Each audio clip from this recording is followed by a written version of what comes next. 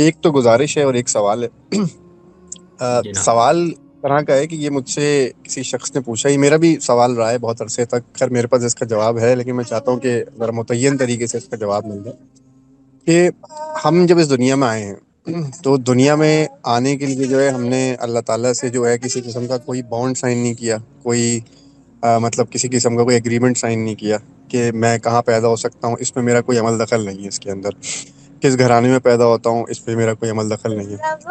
ہم اس چیز کو جو ہے وہ بالکل متعین طور پہ مانتے ہیں کہ اللہ تعالیٰ کی ذات جو ہے وہ جو ہے منصف ذات ہے، اور 100% منصف ذات ہے، مطلب وہ ایبسلیوٹ جسٹس کا جو کانسیپٹ ہے وہ آخرت میں ہمیں پراپرلی ملے گا۔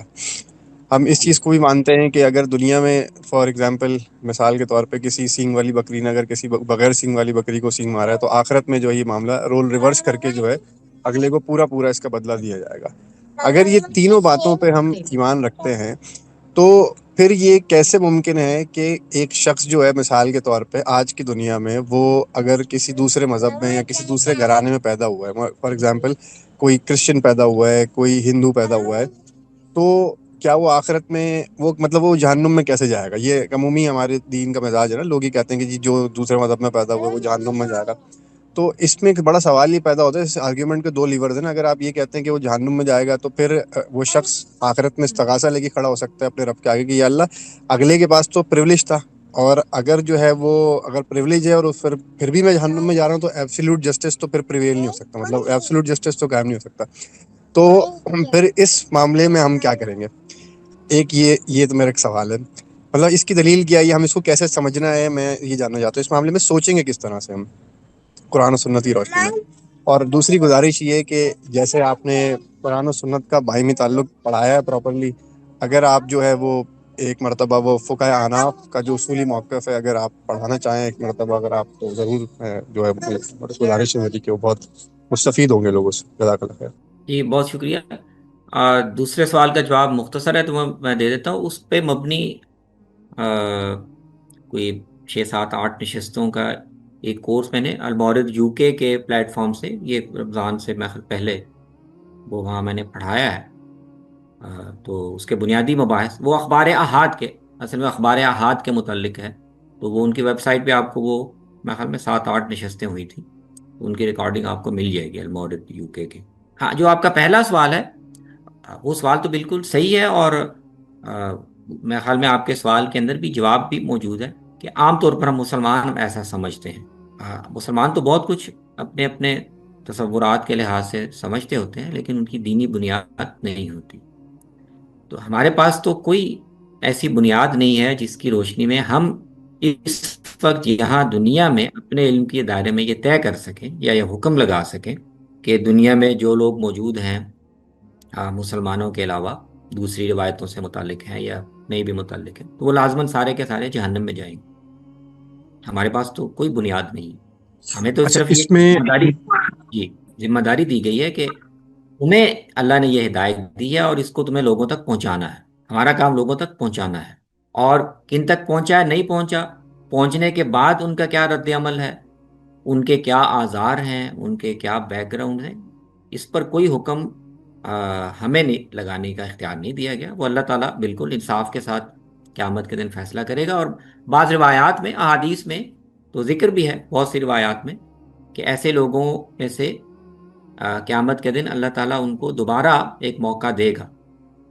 جو لوگ یہ عذر پیش کریں گے کہ ہم تک بات نہیں پہنچی تھی یا ہم اس وقت ایسی کیفیت میں نہیں تھے یا کوئی بھی اور عذر تھا، تو ان کو وہاں دوبارہ ایک موقع دیا جائے گا اور ان کی آزمائش پھر ایک طرح سے وہاں مکمل ہوگی۔ اچھا اس میں پھر استاد ایک فالو اپ کوشچن یہ بنتا ہے نا کہ اکثر اوقات یہ سوال میں نے متعدد علماء کرام کی جو ہے خدمت میں بھی پیش کیا ہے، اور میں 10 15 سال اس سوال کو لے کے میں پڑھتا رہا ہوں جب تک کہ میری ملاقات جو ہے وہ جاوید احمد غامدی صاحب سے نہیں ہوئی، پھر مجھے اس پہ کچھ کلیئرٹی مل گئی ہے۔ لیکن اس پہ عمومی طور پہ ہمارے یہاں جو مزاج پایا جاتا ہے وہ تو یہ ہوتا ہے کہ دیکھیں ہم گئے، ہم نے اگلے کو دین بتا دیا اور اس کے بعد جو ہے پھر وہ سب اس کے سامنے دین آ گیا، لیکن وہ اس چیز کو بالکل پس پش ڈال دیتے ہیں کہ دین کا ایک عمومی آپ اس کو کہتے ہیں نا کہ ایک نالج کسی کو دینا یا بتانا اور کسی کے دل میں حق واضح ہو جانا، یہ دونوں مختلف باتیں ہیں. اور میں جب اپنی جرنی پہ تھا تو اس سفر کے دوران ایک 15 سال کا ایسا وقفہ ہے کہ میں جب یہ سوال لے کے گیا ہوں نا تو مجھے یہی کہا گیا ہے کہ یار آپ تو قرآن کو ہی نہیں مانتے ہو. وہ مجھے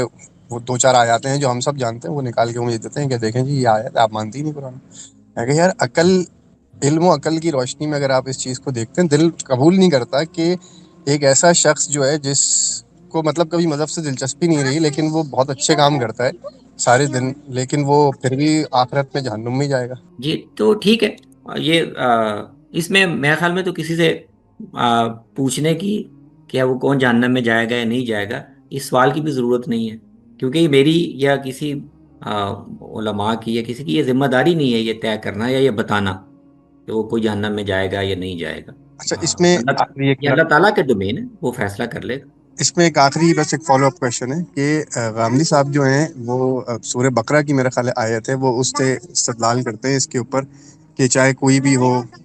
وہ صحابی ہو، یہودی ہو، یا اس طرح کی ایک پوری آیت ہے، اس کا ترجمہ مجھے نہیں پتا، تو اگر آپ اس پہ تھوڑی سی وضاحت کر دیں ان کے موقف کی بھی اگر. ہاں، اس پر پچھلے نشست میں بھی بات ہوئی تھی، وہ اسی سے یہ اخذ کرتے ہیں کہ دنیا میں دینی ہدایت کے مختلف روایتیں انبیاء کی نسبت سے جاری رہی ہیں. تو قرآن مجید نے ان میں سے ایک دینی روایت کے پیروکاروں یہودیوں کے ہاں، نصارہ کے ہاں یہ الزام پیدا ہو گیا تھا کہ جنت صرف ہمارے لیے خاص ہے اور ہم ہی جائیں گے. تو قرآن نے ان کے الزام کا ابطال کرتے ہوئے، نفی کرتے ہوئے ان کو یہ بتایا کہ ایسا نہیں ہے، اللہ نے کسی گروہ کے ساتھ جنت کا اجارہ نہیں کیا ہوا. تو جن کے پاس بھی کوئی دینی ہدایت اور اس کی روایت چلی آ رہی ہے وہ اس سے وابستہ ہیں، یہودی ہیں، نصارہ ہیں، صابی ہیں اور اب اہل ایمان بھی ہیں. تو اللہ نے ایک معیار رکھا ہوا ہے اور ان مختلف گروہوں میں سے جو لوگ بھی اس معیار کو پورا کریں گے، اللہ اور یوم آخرت پر ایمان اور اس ایمان کے تقاضے پورے کرنا اور عمل صالح، ان میں سے جو گروہ بھی اختیار کرے گا تو وہ اللہ کے ہاں اجر کا مستحق ہے. تو اس سے وہ یہی استدلال کرتے ہیں کہ جب پچھلے گروہوں میں سے ایک گروہ کو اس الزام پر تصحیح کی گئی تو وہ ہمارے لیے بھی تنبیہ ہے، ہمارے لیے بھی تنبیہ ہے کہ ہم اس الزام میں مبتلا نہ ہوں اور جو فیصلے اللہ کے کرنے کے ہیں اور اس نے اس کے لیے اپنے سٹینڈرڈز طے کیے ہوئے ہیں اس میں ہم حکم نہ بنے. جزاک اللہ استاد، بہت شکریہ، تھینک یو.